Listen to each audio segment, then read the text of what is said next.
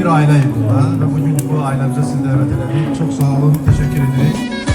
Bizim bütün uğurlarımızın başında Sökən rəhbərliyini ve segment rəhbərləri. Biz birgə işləməsək, Krestin uğurları olmaz. Çok sağ olun, teşekkür ederim size hepinize. Bayramınız mübarək.